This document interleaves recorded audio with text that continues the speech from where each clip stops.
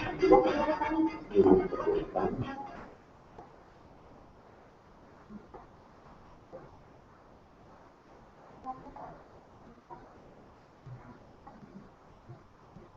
Bapak Ibu sekalian, mohon maaf tadi ada jeda sejenak karena ada masalah teknis. Untuk yang menggunakan streaming, silahkan selalu mengecek link di Facebook group sehingga akan mendapatkan link paling baru. Jadi silakan untuk selalu setiap saat mengecek link yang ada di grup.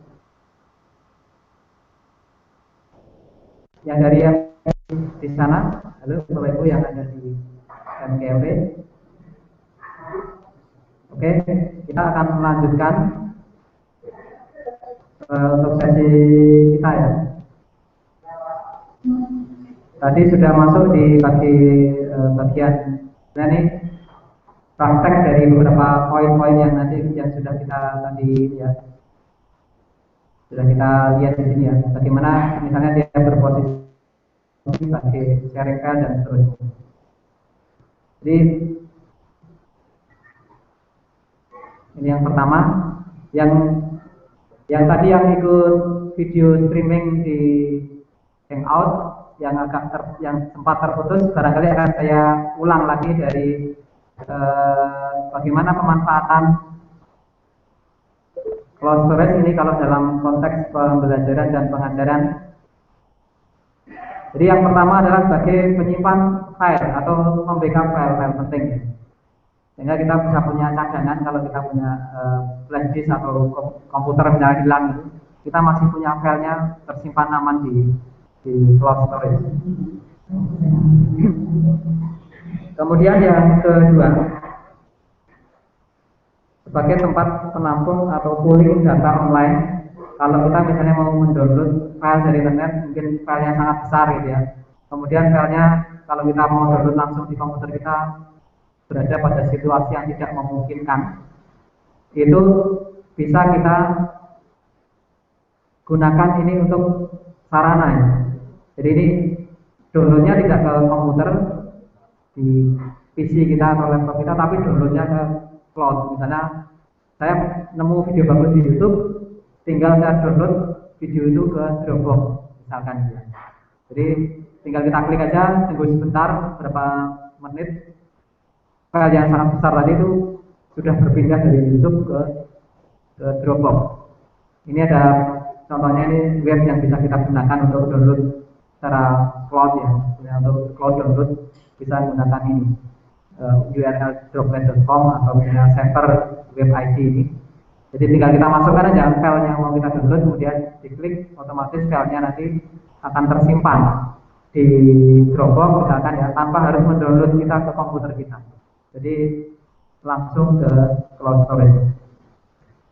Yang ketiga adalah berbagi atau sharing file yang Bapak Ibu yang sudah tadi download dari link yang saya berikan, baik materi modulnya atau presentasinya ini. Sebetulnya itu adalah praktek real dari menggunakan cloud storage untuk berbagi file. Karena file-file saya bisa pasang itu di Dropbox. Jadi tinggal bisa klik aja, klik kanan, sharing, itu otomatis filenya saya kasih di Facebook, bisa di-download oleh banyak orang ya. Kemudian yang keempat yang kolaborasi. Jadi kolaborasi ini bisa menggunakan folder yang sama atau bahkan file yang sama juga ya, oleh beberapa pengguna secara berbarengan. Ini akan membantu kalau kerja kelompok ya, kerjanya teamwork gitu. Ini bisa tinggal menggunakan resource yang sama, satu orang mengupdate, yang lain sudah dapat update-annya secara otomatis, tidak harus kirim file kemudian dan seterusnya. Jadi otomatis file yang dipakai bersama-sama itu versi yang up to date akan selalu diperoleh oleh masing-masing anggota yang mengakses ini. Ini yang lain adalah data pooling tadi. Bagaimana misalnya kalau saya guru kemudian pengen mengupload, pengen mengumpulkan file-file dari siswa. Jadi misalnya kalau saya buat tugas, kemudian tugasnya berupa file dikirimkan ke saya sebagai gurunya. Saya tidak harus pakai misalnya email ke email saya, karena kalau pakai email nanti numpuk-numpuk, apalagi kalau muridnya banyak ya, pasti akan repot. Tapi ini kalau pakai misalnya ini fitur cloud storage, ini pihak ketiga ya, misalnya DB Inbox itu kita bisa menggunakan website ini untuk mengumpulkan banyak file dari orang-orang ke Dropbox kita. Jadi ini menggunakan Dropbox. Jadi orang yang mau ngirim file kita bisa langsung ke Dropbox kita tanpa menggunakan email. Jadi bisa langsung di-upload di situ. Bahkan yang ngirim ke kita itu tidak harus punya account Dropbox misalkan. Jadi mereka tinggal pilih filenya, tinggal di-upload. Otomatis filenya akan masuk ke account Dropbox kita. Kalau kita mau menggunakan, kalau misalnya ada 100 file gitu ya, tinggal kita sekali download di zip gitu, langsung 100 file tadi bisa kita baca manual di komputer kita. Tidak perlu download satu-satu. Ini salah satunya sebagai many to one upload. Jadi dari pengguna yang banyak ke kita ya, ke satu tujuan. Kemudian yang lain-lain nanti bisa dieksplorasi. Ini contoh yang satu-satu mungkin nanti kita coba praktekkan ya. Ini contoh kalau kita membackup file itu bisa kita ini contoh kalau misalnya pakai Google Drive, kita bisa tinggal mengupload seperti biasa. Jadi ini contohnya kalau saya linknya misalnya ya, ini misalnya dari Google Drive gitu ya, atau ini dari OneDrive. Ini kalau kita mau upload file yang ada di komputer kita, kemudian kita upload, nanti akan muncul form, kemudian tinggal kita pilih file yang mana yang mau kita upload ke account kita ya, ke penyimpan tadi, penyimpan online tadi. Jadi misalnya ini saya mau upload file ini, tinggal saya open aja, otomatis nanti filenya sudah tersimpan di cloud, dalam hal ini yang kita pakai OneDrive. Kalau contoh yang lain yang lebih mudah penggunaannya, itu pakai misalnya Dropbox yang kalau Dropbox versi online hampir sama dengan tadi, kita mengupload ke dalam ke situsnya OneDrive atau Google Drive atau Dropbox ya versi online. Kalau ini saya menggunakan Dropbox versi komputer, itu misalnya nih ya, folder yang ada di komputer saya, folder Dropbox di komputer saya, ini ada, saya beri nama Dropbox juga. Apapun yang file yang saya masukkan di Dropbox ini, dari misalnya saya punya file di kemudian mungkin paper ya barangkali. Misalnya ini saya mau copy satu file ini yang ada di folder D, tapi yang bukan di Dropbox. Saya ingin mengupload ke Dropbox, itu tinggal saya pilih folder Dropbox yang ada di komputer saya, pilih filenya, foldernya apa, tinggal saya pastekan di sini, di copy paste seperti biasa. Jadi saya copy paste seperti ini, otomatis nanti file yang saya kopikan ke folder Dropbox tadi akan diupload ke internet dan ke folder Dropbox kita, sehingga tidak perlu kalau tadi ada kasus lupa password dan sebagainya. Ini kalau yang pakai versi ini kita nggak perlu login karena otomatis begitu kita menggunakan folder yang sudah ada di sini, tinggal nanti copy paste atau kita misalnya buat MS Word isi ke folder Dropbox ini, otomatis yang ada di internet pun akan otomatis filenya yang up to date atau yang terbaru. Jadi ini kalau kita menggunakan situs cloud storage untuk menyimpan file. Yang kedua, cloud download ya. Cloud download seperti saya singgung tadi, bagaimana mendownload file tapi filenya kita ingin menyimpan pengen filenya ini kita simpan, tidak kita download ke komputer, tapi kita simpan di Dropbox contohnya ini. Ini misalnya satu situs yang bisa kita manfaatkan, server web ID misalnya. Ini tinggal kita buka aja situs ini, misalnya saya tulis di sini ya, server web ID contohnya. Ini nanti file yang akan kita simpan di Dropbox kita. Tidak, kita nemu file misalnya tadi modul ya, modul yang saya bagikan itu di misalnya linknya tadi saya sharing di Facebook. Ini linknya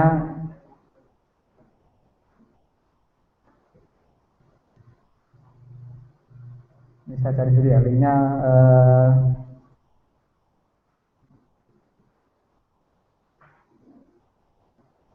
wah ini nggak temu ya.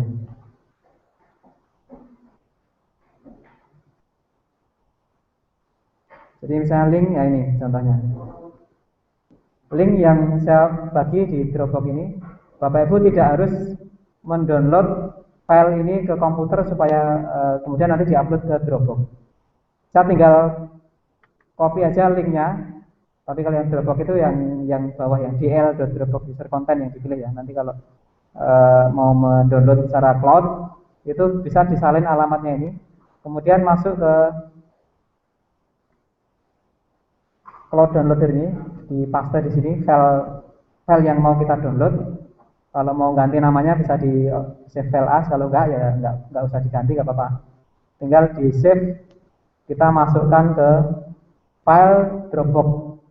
Nanti akan dipilih mana yang menjadi folder yang akan kita pilih menjadi tujuan. Ini salah satu, ini folder yang ada di Dropbox saya. Tinggal di save ke folder yang kita tentukan. Cepat sekali ini. Ini hanya berapa detik malah mungkin ya. Mungkin yang agak besar dikit yang paparan. Oh, ini tadi paparan ya yang saya kopikan ini. Ini besarnya ada 8 mega sebenarnya, tapi hanya sangat cepat ya nyimpannya. Jadi disalin file link downloadnya, kemudian dipaste di sini, tinggal dimasukkan aja linknya apa, nanti di save ke Dropbox, otomatis nanti ada pilihan untuk menyimpan ke dalam Dropbox kita. Jadi seperti itu ya. Jadi linknya masukkan aja ke sini, nanti tidak perlu download ke komputer, tapi downloadnya antar server penyedia filenya disimpan ke server Dropbox. Itu yang tadi istilahnya cloud download ya. Jadi contohnya ini filenya, ini linknya tinggal dimasukkan di kotak ini, kemudian diklik tombolnya. Kalau nanti belum login ke Dropbox, login dulu. Kalau sudah, nanti tinggal pilih folder mana yang akan kita simpan. Berikutnya untuk sharing file. Ini kalau sharing file, contoh di Dropbox juga ini ya. Ini sharing filenya bisa kita gunakan Dropbox yang sudah kita punyai. Contohnya yang folder Dropbox yang punya saya, mau saya sharing ya, untuk dipublikasikan ya. Jadi saya tinggal pilih Dropbox, foldernya kita pilih mana yang mau kita sharing gitu ya. Ini misalnya telekonferensi mau saya sharing gitu ya. Saya klik kanan aja di sini, filenya ini saya klik kanan, kemudian tinggal bagi tautan di Dropbox contohnya ini. Ini kalau menggunakan versi komputernya atau Dropbox yang tidak versi web ya. Tinggal diklik aja sini, otomatis kita punya tinggal tautannya, misalnya mau dibagi di Facebook atau di tempat lain, tinggal di copy paste saja. Jadi misalnya kalau saya pakai tadi saya copy linknya tinggal dipaste di Facebook atau misalnya di sosial ini. Nah ini ya, linknya ini bisa tinggal nanti di sharing atau di copy atau pakai email, di emailkan ke orang-orang yang misalnya kita bolehkan untuk mengakses file kita. Ini linknya. Jadi untuk kasus yang folder itu hampir sama. Mau kita sharing dari sini juga bisa. Nanti ya, foldernya klik kanan foldernya, bagi tautan atau filenya langsung. Itu tinggal klik kanan di sini. Kalau pakai Dropbox itu paling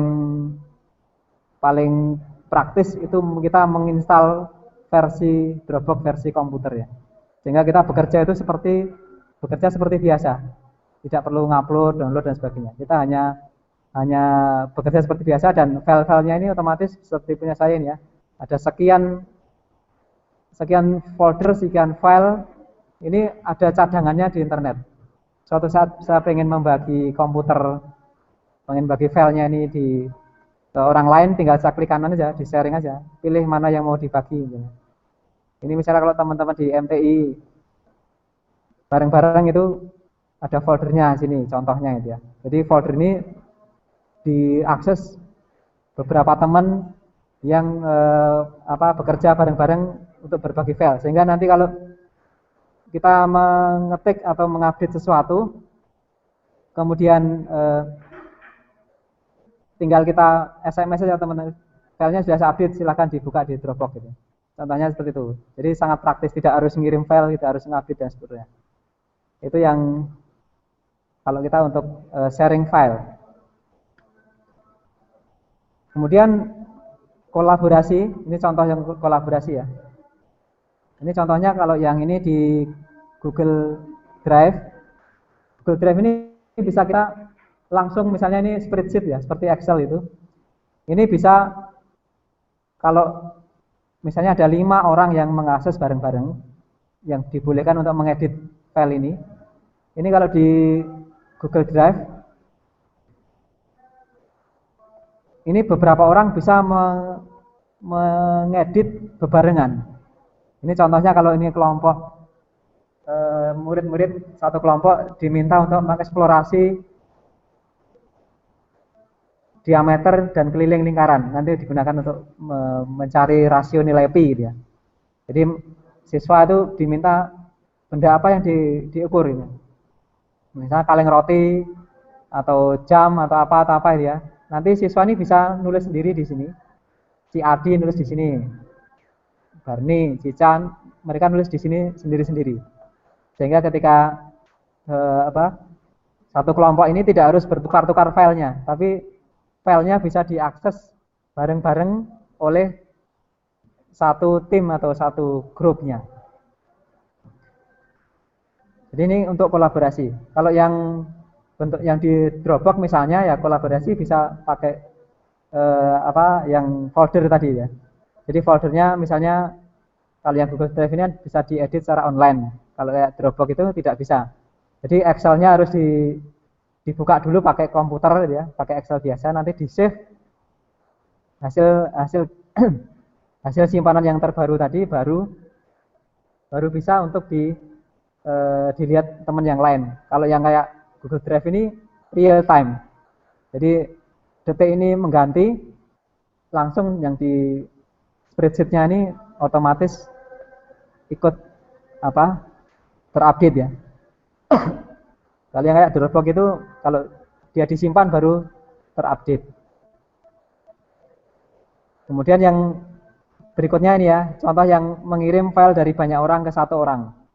Ini misalnya punya saya ini, saya punya akun di DB Inbox untuk mengirimkan file-file dari banyak orang ke akun Dropbox saya. Jadi alamatnya kalau di DB Inbox, ini salah satu aja ya, ada banyak situs-situs seperti ini ya, situs-situs untuk tool yang membantu cloud storage. Ini kalau saya buka foldernya atau DB Inbox saya, siapapun bisa buka ini. Bapak Ibu kalau mau buka bisa dari komputer itu, coba buka alamat ini, nanti akan ketemu form seperti ini. Nanti kalau misalnya saya menugaskan satu kelompok punya tugas tertentu, pakai nanti hasilnya dijadikan satu file gitu ya. filenya itu bisa dikirimkan ke saya, tidak ke email saya, tapi ke Dropbox saya menggunakan form ini. Nanti saya kasih aja, silakan nanti dikirimkan ke alamat ini. Bapak Ibu tinggal dipilih filenya apa, di choose nama, kemudian cari filenya yang mau dikirim ke saya. Itu tinggal dipilih, kemudian di open. Nah, ini otomatis file yang dikirimkan dari sini masuk ke Dropbox saya. Di foldernya ini, Dropbox apps db inbox ya. Ini contoh, ini bisa banyak orang mengirimkan ke saya tanpa harus melalui email. Dan otomatis file-file tadi akan terkumpul di folder saya, di folder yang sudah saya tentukan di sini. Ini di Dropbox. Kita coba lihat versi online-nya ini ya.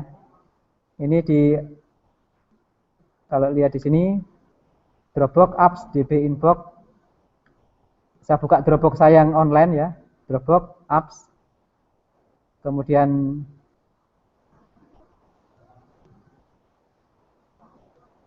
db inbox di aplikasi ini ya.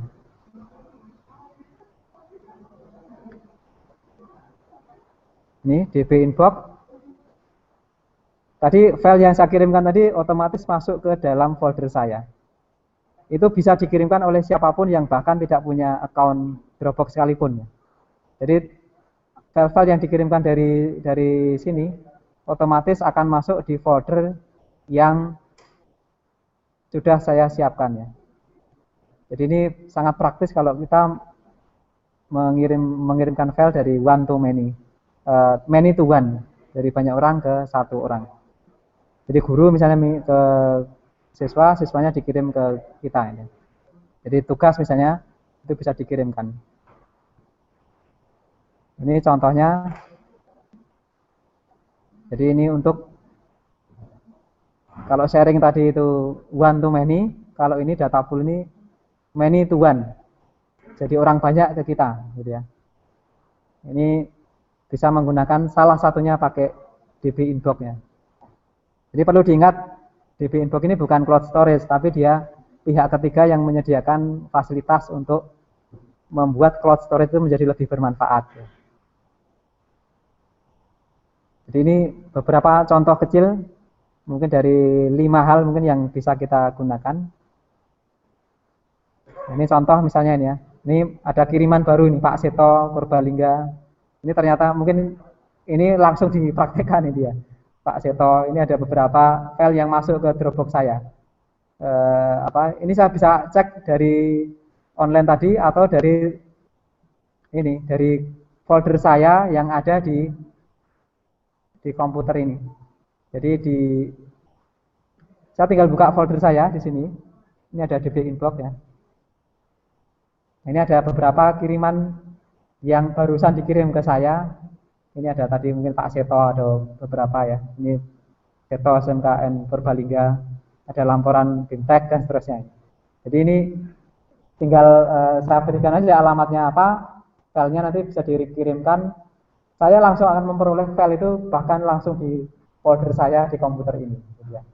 Jadi ini contoh bagaimana penggunaan Dropbox kalau untuk many to one. Itu mungkin beberapa hal yang bisa dieksplor dari cloud storage, baik dari konsepnya, kemudian bagaimana pemanfaatannya, gitu ya. Mungkin ada hal-hal yang mungkin perlu ditanyakan atau didiskusikan. Silahkan Bapak Ibu untuk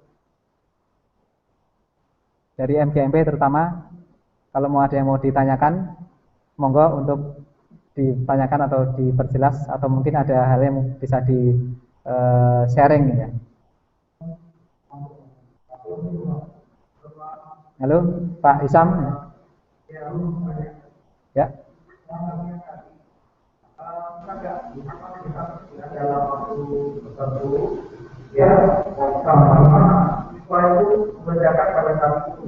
Oh ya.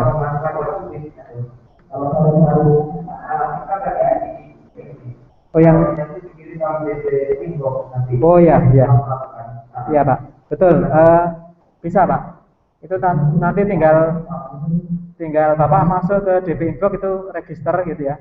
Ketika register nanti akan diminta menentukan foldernya yang digunakan di Dropbox itu yang mana. Kemudian kalau misalnya kita off kan, itu tinggal kita off kan aja, di off kan sehingga foldernya itu sudah tidak aktif lagi gitu ya.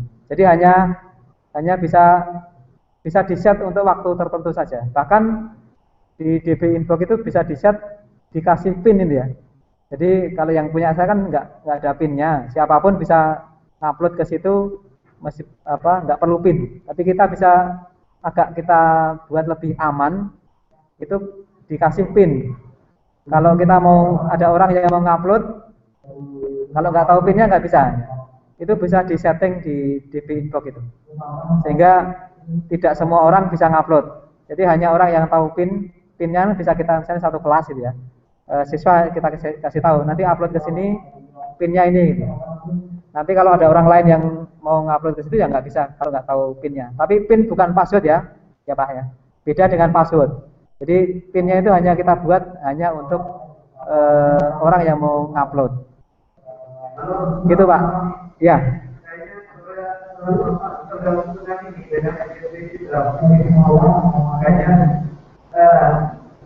Oh ya. Oke. Ini mungkin yang lain di off-kan dulu, MGMP Sidra barangkali. Ini yang agak suaranya, mikrofonnya. Halo. Ini masih ada yang halo, ada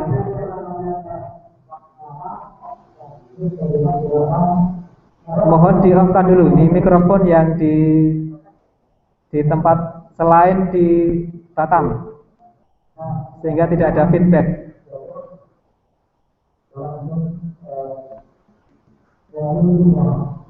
Halo,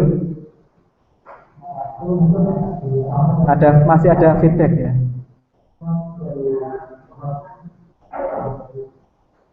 Halo, mohon mikrofonnya di off-kan dulu supaya tidak ada feedback.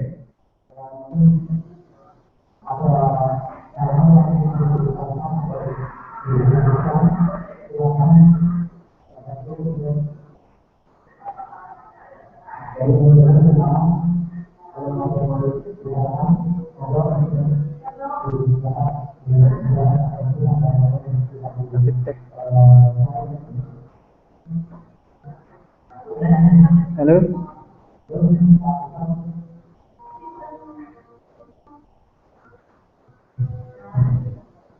Oke, ini sudah nggak ini ya. Kita ini yang selain yang berinteraksi, mohon mikrofonnya di off-kan terlebih dahulu karena mengganggu diskusi gitu ya. Ini akan saya ulang jawaban yang untuk Pak Isam tadi. Yang DB Inbox tadi sebetulnya bisa kita gunakan untuk periode waktu tertentu. Jadi tinggal kita setting nanti kalau mau membuat settingan DB Inbox itu ya, itu masuk nanti di awal itu akan meregister. Di saat register itu bisa kita pilih foldernya apa, kemudian kita kasih pin juga bisa gitu ya. Jadi sekali lagi pas ketika register itu bisa kita setting Pak. Kalau mau di off kan juga. Jadi misalnya kalau hari ini kita buka, misalnya nanti malam mau di off kan itu ya, sehingga setelah nanti malam sudah nggak bisa ngirim itu bisa. Jadi nanti silahkan untuk ke DB Inbox, kemudian di DB Inbox-nya itu di setting gitu ya. Kita loginnya pakai login account Dropbox kalau yang di DB Inbox ini. Oke, ini mungkin yang MGMP yang lain kalau ada yang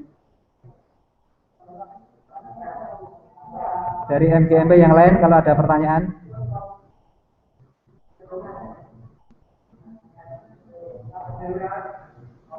Dari MGMP Sidrap mungkin.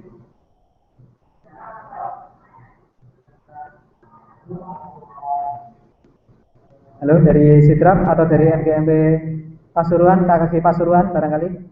Ada yang pengen ditanyakan?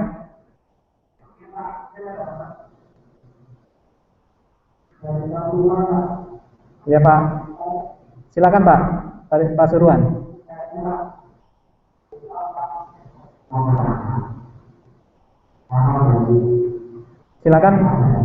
Silakan KKG Pasuruan.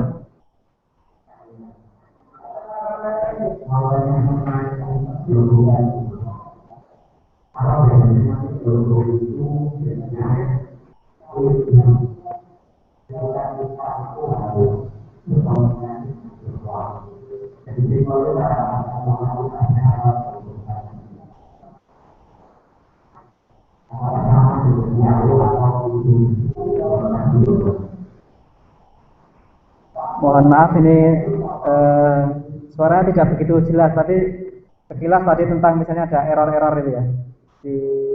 Mungkin yang dimaksudkan adalah koneksi jaringannya error itu ya Pak.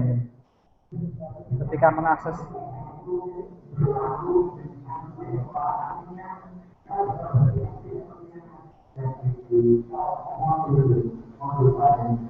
Ya. Ya.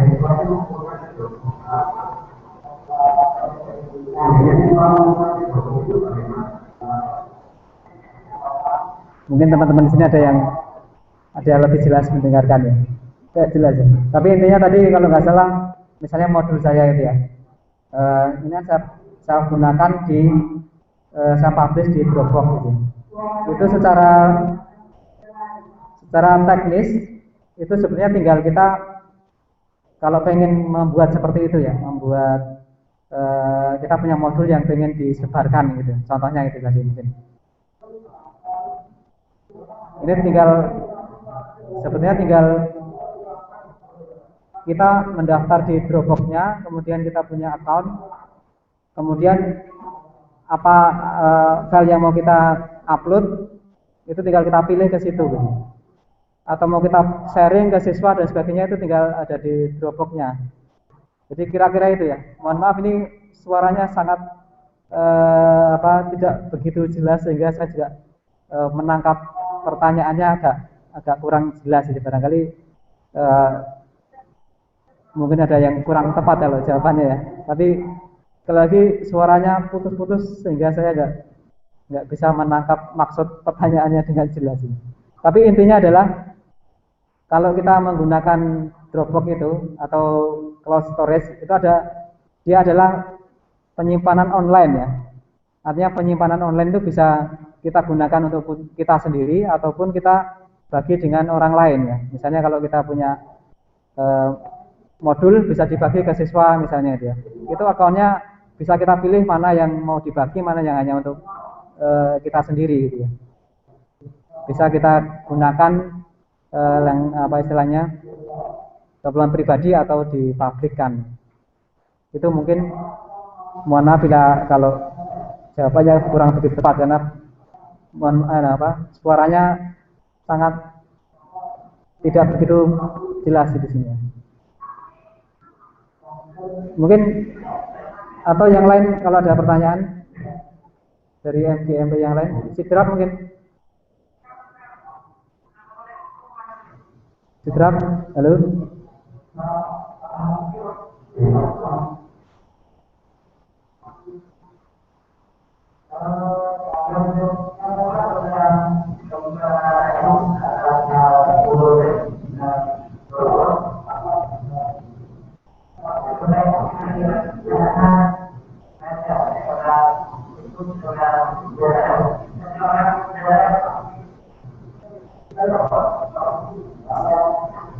Halo, mohon diulangi, agak kurang jelas ya.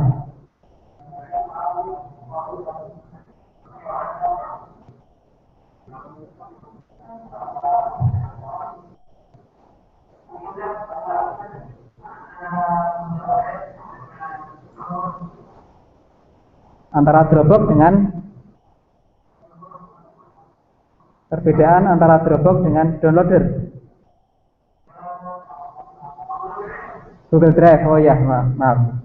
Oke, kalau kita menggunakan layanan ini tadi ya, ada Google Drive, ada Dropbox dan sebagainya, itu masing-masing memang memiliki kelebihan dan kekurangannya sendiri-sendiri.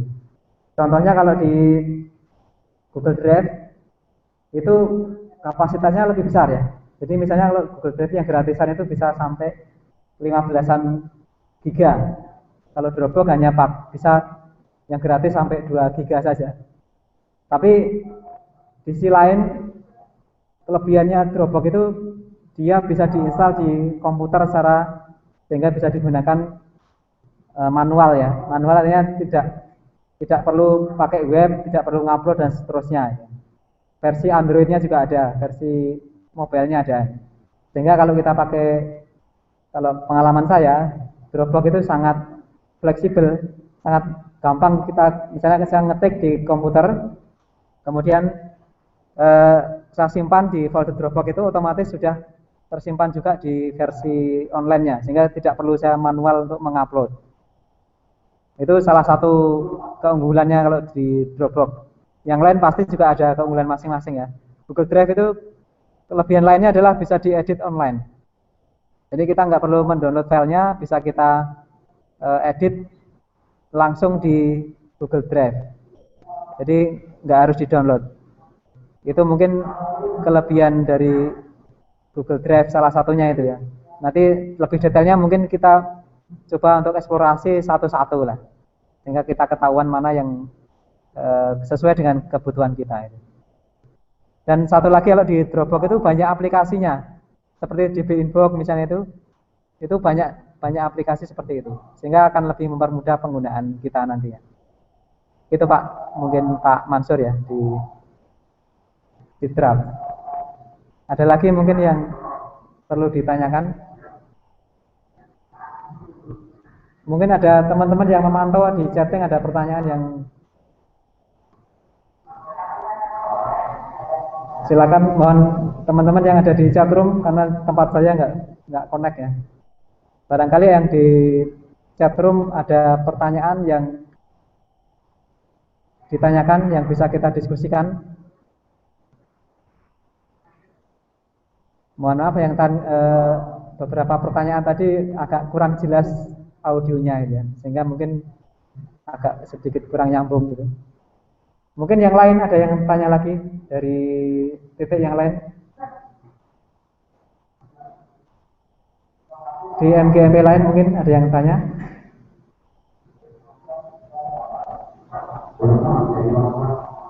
Ya?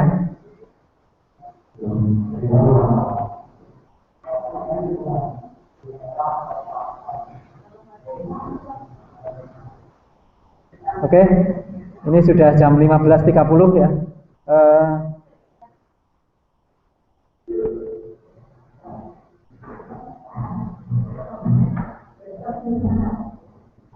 Jadi kalau Bapak Ibu, ini pengalaman kita yang kedua, karena mungkin ada beberapa masalah teknis yang tentu saja tidak kita ketahui sebelum kita jalan gitu ya. Ini ada misalnya ada beberapa titik yang suaranya kurang jelas itu ya.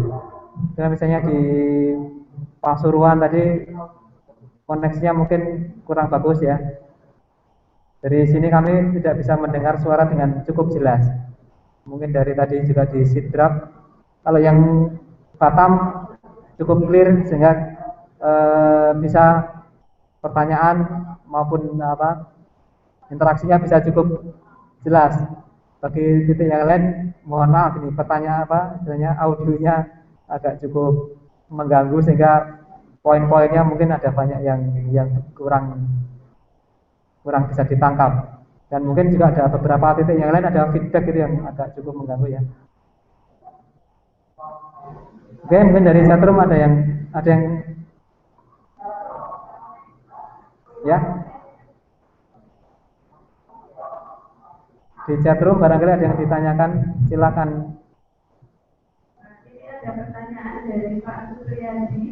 Ya. Mengenai keamanan data, bagusnya yang mana? Kan biasanya peninggalan penyimpanan seperti Google, Voucher, Dropbox atau Google Drive.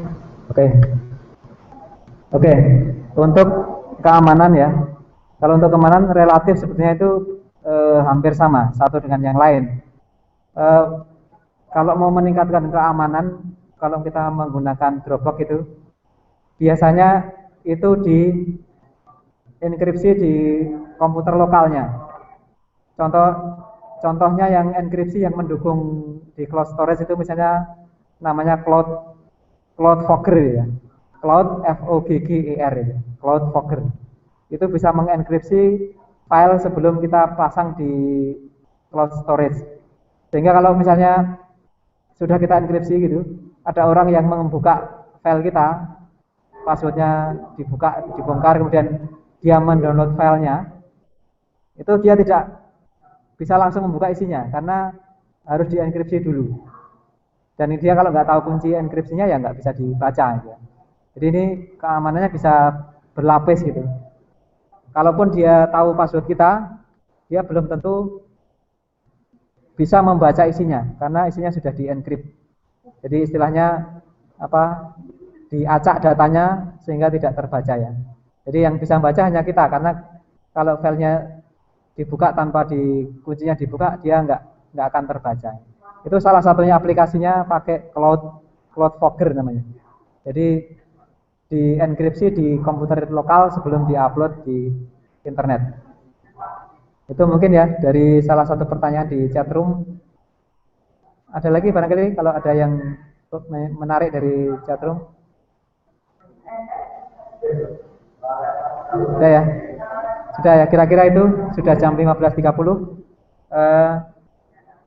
Ini topik kita kali ini barangkali agak bagi sebagian Bapak Ibu mungkin masih konseptual sekali ya, belum aplikatif, tapi ini dari sisi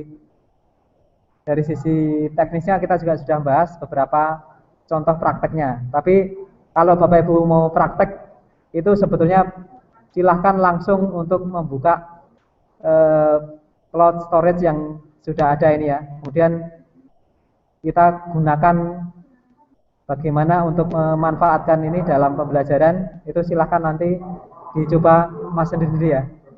Kalau saran saya yang paling sering dipakai itu Google Drive, Dropbox, OneDrive gitu. Kemudian nanti eksplorasi lebih lanjut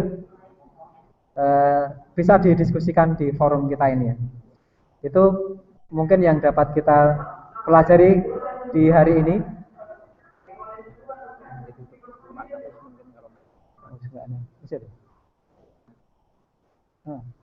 Jadi untuk sesi kita kali ini mungkin itu ya. Nanti yang lebih lanjut kalau ada pertanyaan silakan masuk di grup. Nanti kita diskusi di grup, baik di grupnya BIMTEK online atau bisa di forum P4TK Matematika ORG ya. Ada pertanyaan-pertanyaan dapat kita elaborasi di sana. Barangkali nanti kalau sesi telekonferensi ini belum terjawab, bisa dijawab di forum yang ada di online. Mungkin itu. Jadi ini mungkin ada sedikit arahan nanti untuk Bapak Ibu yang ada baik yang mengikuti secara online di Skype atau yang mengikuti via video streaming. Nanti akan kita ada sedikit pengarahan dari Pak Kepala P4TK Matematika untuk memberikan 1-2 arahan terkait dengan baik dengan akademis maupun kegiatan kita kali ini atau hal-hal yang penting untuk di sharing kepada kita. Ini ada Pak Widodo, Kepala P4TK Matematika. Ya. Baik, terima kasih. Assalamualaikum warahmatullahi wabarakatuh. Ini teman-teman di mana aja kami? Di Batam, di Sidrap, terus Pasuruan, Lebak, Banten ya. Lebak ini kabupaten ya? Ya. Terus Pontianak ya. Ya, dan lain-lain ya. Baik teman-teman semua, baik di MGMP maupun Ini ada yang di universitas, MJB semua ya Pak ya? Ada Siliwangi mungkin. SMB Siliwangi yang sudah bisa bergabung. Baik, ingin kami sampaikan bahwa PMPTK Matematika ingin mencoba tuntutan daripada undang-undang, yaitu Permen PAN 16/2009, dan terakhir sudah muncul Permendikbud nomor 4 2004. Mungkin teman-teman belum baca itu, bahwa Permendikbud nomor 4 tahun 2000 barusan di meja saya itu adalah bagaimana teman-teman guru itu untuk naik pangkat. Di sana sudah resmi dicantumkan bahwa untuk naik pangkat guru itu memang tidak cukup hanya mengajar maupun menilai, tetapi harus dilakukan yang namanya pengembangan keprofesian berkelanjutan. Di sana secara eksplisit disebutkan pengembangan keprofesian itu adalah pengembangan diri, kemudian publikasi, dan inovasi. Nah, PMPTK Matematika di dalam mengembangkan yang ketiga komponen ini itu sudah 34 tahun kita melakukan yang pertama Pak Tamim, yaitu yang namanya pengembangan diri. Nah, pengembangan diri bagi guru-guru matematika yang jumlahnya kurang lebih dari 100.000 orang, dan kalau guru-guru SD mau ikut itu jumlahnya ada 1,64 juta guru, itu ya sebaiknya melakukan PKB. Nah, untuk PKB yang pertama yang disebut dengan pengembangan diri itu wujudnya adalah diklat-diklat, baik diklat online, kemudian distance learning, maupun diklat-diklat fungsional bagi guru. Nah, sedangkan pengembangan diri selain diklat adalah aktivitas yang dilakukan di masing-masing MGMP. Itu juga pengembangan diri. Sedangkan yang kedua yang namanya publikasi itu sebenarnya cukup ya, PMPTK Matematika itu memberikan fasilitasi. Sementara ini yang diberikan fasilitasi adalah jurnal ya Pak Tamim ya, yaitu jurnal Jumat, kemudian buletin Limas, kemudian Sendimat. Nah, ini Pak Tamim dan kawan-kawan teman IT juga sedang merencanakan untuk fasilitasi dalam bentuk apa Pak Tamim? Jurnal online ya gitu. Nah, itu adalah fasilitasi yang dalam bentuk kedua, yaitu yang disebut dengan publikasi. Nah, selain yang publikasi adalah inovasi. Untuk inovasi ini untuk bidang matematika biasanya ya sekitar membuat alat peraga, membuat video-video pembelajaran, konten-konten digital untuk e-training, dan lain-lain. Nah, dari ketiganya inilah yang kemudian harus disediakan oleh PMPTK Matematika sesuai dengan kapasitasnya dan sesuai dengan kemampuannya. Kapasitas yang saya maksud adalah kewenangan dan sebagainya. Nah, sedangkan kemampuan tentu ada kemampuan sumber daya manusia dan kemampuan keuangan. Teman-teman semuanya, ini saya cuma berpesan bahwa di PMPTK Matematik, sebagaimana teman-teman ini aktivis juga, adalah e-training. Sejak sekitar 2 tahun terakhir lah, itu sudah lumayan baik. Sebelumnya juga sudah ada konten digital, tapi belum segencar 2 tahun terakhir, di mana Mas Tamim dan kawan-kawan, ada Mas Tamim, Mbak Upul, Mbak Fuah, Mbak Iti, Mbak Ihin, dan lain-lain, itu saya pikir sudah bisa mengembangkan diri ya, dengan belajar sendiri secara efisien, sehingga diklat e-learning atau e-training itu dalam 2 tahun terakhir berjalan dengan bagus, bahkan cenderung menggunakan bandwidth yang luar biasa. Atas jasa teman-teman yang sangat aktif di dalam e-training PMPTK Matematika, maka penggunaan bandwidth PMPTK Matematika itu termasuk yang terbaik di antara penggunaan bandwidth oleh UPT-UPT yang lain. Nah, ke depan kita ingin ada distance learning. Distance learning itu ya di antara face to face dan e-training ya yang seperti dilakukan sekarang. Pada dasarnya distance learning itu bisa menggunakan teleconference dan bisa menggunakan Skype atau menggunakan mungkin streaming dan sebagainya. Tetapi kalau menggunakan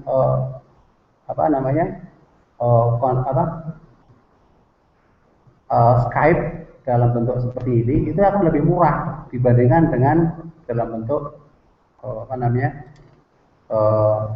yang sudah kita lakukan adalah distance learning yang pakai alat yang cukup mahal, pakai Vicon ya kayak ya Polycom ya seperti itulah. Tapi itu mahal sekali dan tidak setiap MGMP mempunyai ide itu.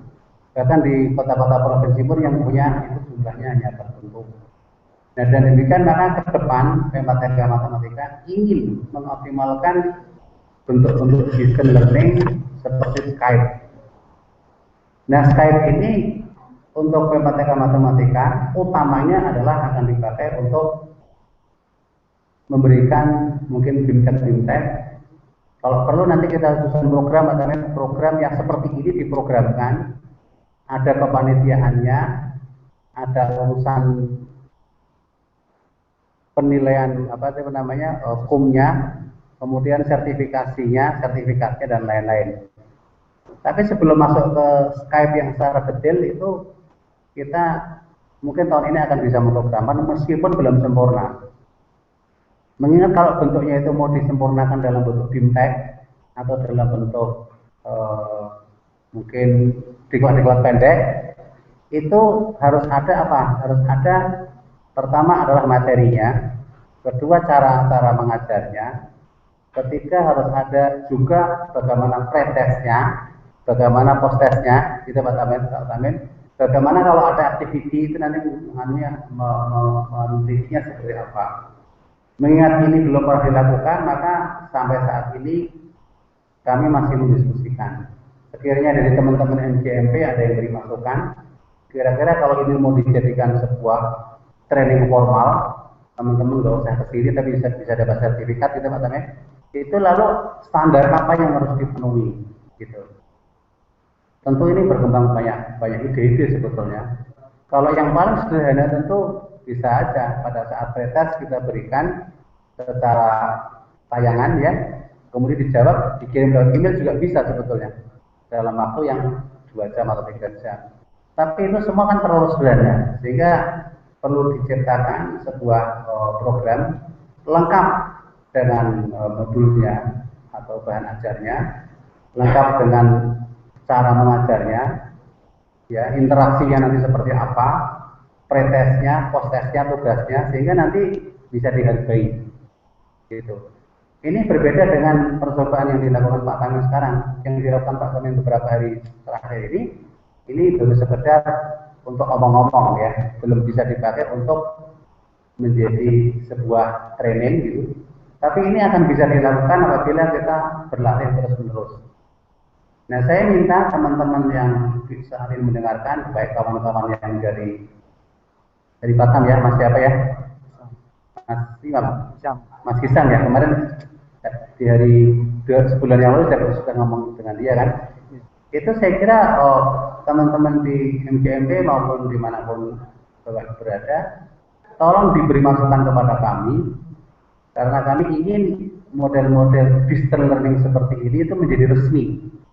Menjadi resmi artinya panitianya sebagai media Ispara kayak Pak Tamin juga mendapatkan KUM, ya kan? Panitia yang lain juga mendapatkan haknya. Teman-teman yang ada di daerah-daerah itu nanti juga bisa mendapatkan sertifikatnya bisa sah dan seterusnya. Sehingga dan demikian ini menjadi sebuah model training yang akan kita sebut adalah distance learning. Untuk membedakan dengan e-training gitu. Kita tidak akan menggunakan alat-alat yang mahal seperti beberapa waktu yang lalu ya, seperti yang di UT itu ya. Tetapi kita akan menggunakan model-model yang murah saja. Nah, bila mana ini nanti antar Pematika dengan guru maupun antara guru dengan guru sudah bisa berjalan dan Pematika sudah memberikan standar, Pak Tamin nanti didiskusikan standar operating procedure kayak apa. standar peralatannya kayak apa. Teman-teman kalau di situ di daerah-daerah itu sudah ada kamera yang cukup baik untuk menangkap dari kelas, kan lebih bagus. Kalau ini nanti ini berhasil, teman-teman ya, tapi kalau berhasil ya, keberhasilannya nanti akan kita cek.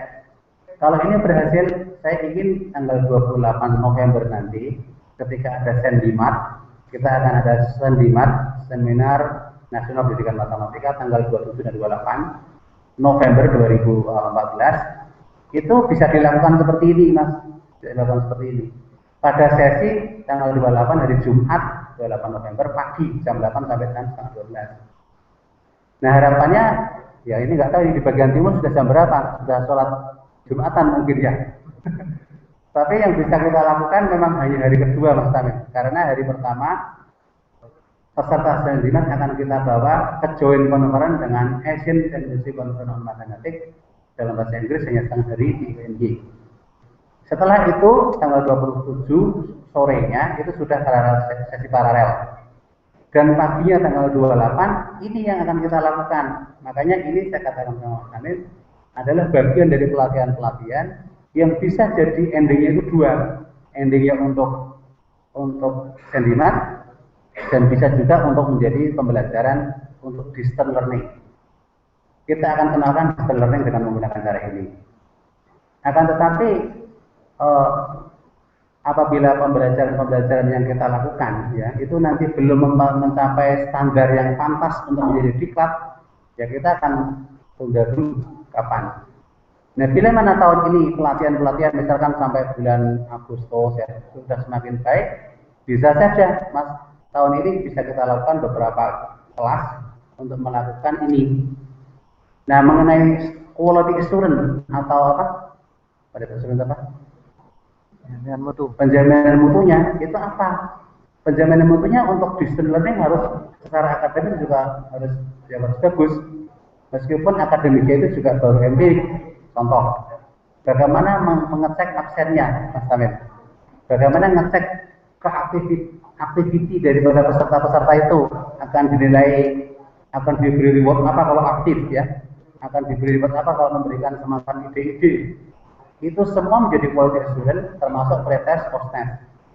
Nah kalau itu bisa dilakukan, ini akan menjadi sebuah cara yang paling efisien dari segi biaya, sekaligus efektivitasnya lumayan, walaupun tidak seefektif di kelas tatap muka, tetapi efektivitasnya lumayan menurut saya. Nah sehingga ini akan menjadikan sebuah terobosan baru. Itu pada tahap pertama. Tahap kedua, kalau nanti Indonesia sudah mungkin 3 tahun lagi, 4 tahun lagi, itu sudah bandwidth murah, ya kan? Internet murah dan seterusnya. Ya kita bisa nanti mendampingi guru-guru. Bagaimana guru-guru itu menggunakan cara-cara seperti ini juga untuk beberapa topik tertentu. Tetapi untuk matematik bisa enggak? Kita belum lihat matematik itu bisa apa tidak. Tetapi untuk ilmu-ilmu tertentu seperti ilmu sosial budaya, ya kan, ilmu IPS dan seterusnya itu bisa. Kemarin saya baru mengikuti World Forum untuk guru seluruh dunia di Barcelona, Indonesia. Alhamdulillah mengikutkan 3 orang dan ada satu secara kelompok itu menang. Di sana itu dikatakan bahwa dunia ini abad ke-21 itu akan semakin menjadi satu. Sehingga dengan demikian sekolah-sekolah yang sedang mengajarkan ilmu-ilmu yang sesuai, sambil contoh ilmu sosial budaya. Bagaimana kalau kita ingin mengetahui budaya antara misalkan Mas siapa tadi yang dari Batam Mas Hisam ya. Misalnya Mas Hisam umpamanya mengajar seseorang, tetapi seseorang itu mengajar suatu kelas itu pengen belajar tentang budaya Jawa, pengen belajar tentang bentuk-bentuk di rumah Jawa, ya kan? Nah seperti itu untuk topik-topik tertentu, tentu tidak harus tiap hari, itu bisa dibikin Skype antara kelasnya Mas Hisam dengan kelas tertentu di Pulau Jawa, ditunjukkan, oh di sana ternyata rumahnya seperti ini, ya kan? Dan seterusnya. Kemarin ditayangkan oleh Pak Antoni Salsito dari Microsoft di beberapa negara Afrika, ke Amerika, Afrika ke Eropa, luar biasa untuk pengenalan antar benua. Tetapi untuk Indonesia, katakanlah yang tadi saya balik di Yogyakarta, misalkan saya mengajarkan anak SMP atau SD bahkan. Kalau saya mengajarkan anak SMP tentang budaya Minangkabau, kemudian di sana ada rumah-rumah yang bentuknya seperti itu, budaya tertentu ya, itu pada saat event-event tertentu bisa saja kelas di Jawa tadi itu melihat langsung tayangan di Skype tadi tentang real time adalah event-event di Padang. Dengan demikian maka ketika anak-anak belajar tentang budaya dan seterusnya, tidak hanya sekedar di buku, tetapi sekali tempo di dalam pertemuan satu semester yang mungkin 16 minggu itu, ada beberapa kali yang bisa di-skype-kan. Sehingga pengalaman teman-teman tidak perlu anak-anak Jawa dibawa ke Minang, karena biayanya mahal. Dan sebaliknya, teman-teman dari daerah-daerah tertentu yang anak-anak kecil itu nggak pernah lihat kereta, namanya bisa saja di Jawa kan banyak kereta, juga seperti itu. Nah untuk matematik bagaimana? Bisa saja untuk matematik suasana di Yogyakarta itu katakanlah mengajar matematika dengan menggunakan game. Game yang dilakukan di PMPTK matematik kayak apa? Sedangkan yang dilakukan oleh tempat lain seperti apa? Itu bisa juga di-share. Artinya bahwa Skype yang memang PMPTK ingin mengoptimalkan dengan menggunakan bentuk diklat tadi. Setelah sekian lama, guru-gurunya sudah biasa, nanti guru-gurunya pun bisa bertukar pikiran, sharing dengan orang-orang di pulau yang berbeda, provinsi yang berbeda untuk beberapa topik dari pelajaran itu. Nah inilah yang disebut dengan global education. Global education itu teman-teman yang pernah menyekolahkan anaknya di swasta masih ingat ya mungkin ya, bisa di Yogyakarta ini banyak atau mungkin di kota-kota besar lain yang mana sekolah-sekolah di swasta itu mereka pengen memperkenalkan yaitu budaya-budaya itu ke tempatnya. Anak saya kemarin SMP kelas 2 ya, itu ke Kalimantan naik pesawat, kemudian naik apa lagi, itu sampai ke sekolah yang dituju untuk ya belajar tentang budaya-budaya di provinsi itu di Kalimantan itu. Ya di Kalimantan dan seterusnya. Nah kalau seperti ini kan bisa dilakukan hanya mungkin dalam setahun sekali atau bahkan selama sekolah sekali. Tapi dengan menggunakan Skype ini kita bisa melakukan beberapa kali sebagai tambahan daripada kegiatan tadi. Ini sangat global. Nah untuk teman-teman guru semua, tahun depan juga akan ada pertandingan namanya Global Forum juga dari Microsoft. Kalau Anda menang dari Microsoft akan dibawa ke Amerika. Akan diadakan di Amerika. Saya provinsinya belum telah tahu tahun depan. Tahun sekarang ini Indonesia mengirim 3 ke Barcelona kemarin, baru bulan hari Minggu kemarin. Nah ini isu-isunya seperti ini. Jadi di sana di dalam program Microsoft nanti ada 9 isu mengenai masalah pembelajaran, ya kan? Ada yang disebut gender equality, ada yang disebut innovation, ada yang disebut gaming, artinya mengajarkan ke anak dengan menggunakan permainan-permainan. Itu semua dibikin suatu kegiatan, nanti dibikin poster. Kalau Anda menang akan dibawa ke tingkat dunia. Kalau di tingkat dunia menang, Anda akan mendapatkan sesuatu penghargaan. Itulah maka PMPTK Matematika ingin sekali berbuat lumayan signifikan kepada guru-guru. Terakhir ya teman-teman, kita menyadari bahwa PMPTK Matematika itu mempunyai tanggung jawab yang besar sekali. Seperti saya sudah sebutkan, guru non SD-nya saja sudah 100 di grup D. Kalau itu dilakukan di kelas face to face, itu satu persatu, itu akan memakan waktu antara 50 sampai 100 tahun. Kalau tanggung jawab itu ditambah dengan yang SD yang 1,6 juta, kira-kira akan selesai itu 100 tahun. Karena tiap tahun kita hanya bisa menyelesaikan 1%. Tetapi kalau katakanlah untuk yang SD non SD saja, itu tetap mendekati ya 50-an tahun baru selesai. Dan itu kalau face to face nggak mungkin terjadi. Padahal teman-teman guru disadari atau tidak kenaikan pangkat mulai 2013 dan seterusnya tidak cukup hanya menggunakan angka kredit mengajar dan juga angka kredit penilaian saja, tidak, tetapi harus melakukan PKB tadi. Nah kalau dulu teman-teman guru itu naik pangkat dari 3A, 3B sampai dengan 4A, itu relatif cepat karena tidak ada tuntutan PKB. Sedangkan 3B melakukan PKB, namanya karya ilmiah. Nah, pada saat itulah berpuluh-puluh tahun guru ternyata ngumpul di 4A, yang 4B-nya menjadi jarang. Nah, peraturan ini membuat seorang guru, semua guru itu harus aktif melakukan PKB. Nah, sekiranya teman-teman guru tidak melakukan PKB, kira-kira akan ngumpul di golongan berapa? Jangan-jangan ngumpul di golongan 3B ke 3A, atau 3A ke 3C, atau 3B ke 3C, karena tidak melakukan PKB. Nah, inilah sebetulnya yang dilihat oleh PMPTK Matematika. Endingnya itu pada kualitas siswa, tetapi melalui pembinaan-pembinaan terhadap guru.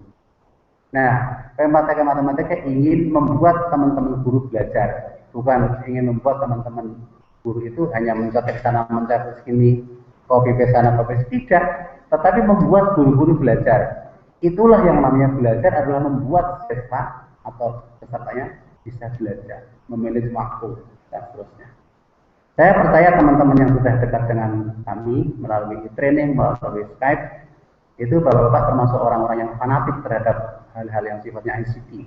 Tapi di luar Bapak semua jumlahnya nggak banyak. Jumlahnya banyak. Bapak dan kawan-kawan sedikit, tapi di luar itu banyak. Mungkin kalau dikatakan barangkali yang seperti ini baru sekitar 5% mungkin ya. 10% belum ada. Nah, maka yang 90 atau 95% itu yang belum. Bagaimana ini bisa dioptimalkan? Ya dengan cara memfasilitasi ya PMPTK itu untuk kegiatan-kegiatan yang sifatnya menggunakan ICT. Pokoknya ICT itu adalah ciri-ciri abad 21. Jadi Bapak Ibu, abad 21 itu ada namanya kompetensi abad 21. Kompetensi abad 21 itu terdiri dari 4 ya. Yang pertama adalah pengetahuan core. Pengetahuan core itu begini, kalau guru IPS PKN ya pelajaran tentang IPS PKN gitu. Kalau guru sejarah ya tentang sejarah, guru matematika tentang subjek mater matematika. Ternyata abad 21 itu nggak cukup hanya itu. Harus tambah 3 yang lainnya. Pertama adalah ICT, optimalitasnya dengan menggunakan ICT. Yang kedua adalah dengan menggunakan apa Pak Tamen yang namanya inovasi. Dan yang ketiga adalah dengan menggunakan life skill. Jadi kalau bisa guru itu mengajarkan ke anak-anak itu 4 kompetensi tadi. Nah karena itulah maka Kementerian menetapkan bahwa tidak ada guru ICT lagi, karena ICT dipakai untuk setiap mata pelajaran.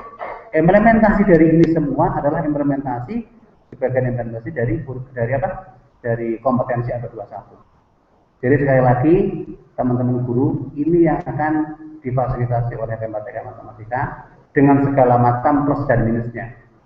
Saya kira demikian dari saya. Mohon teman-teman masih tetap ikut. Ini kan akan terus sama 2 tahap lagi.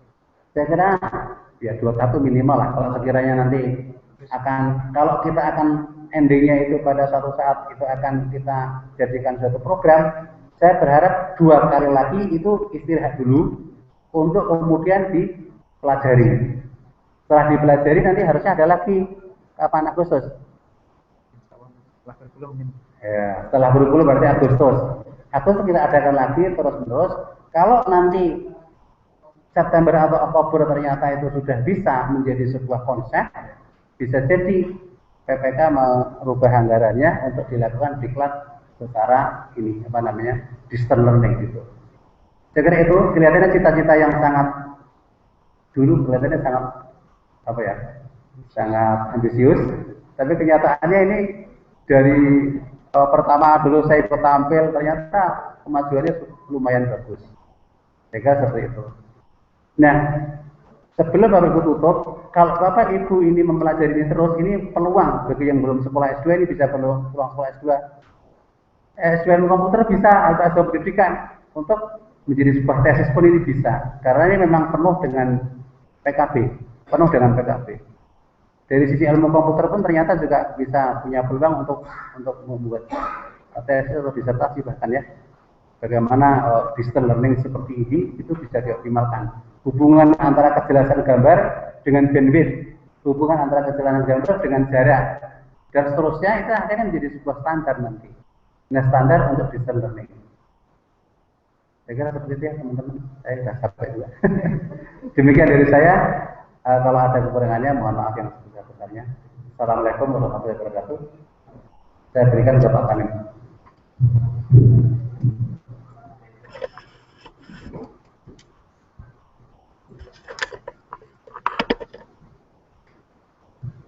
Oke, terima kasih arahan dari Bapak Kepala Matematika.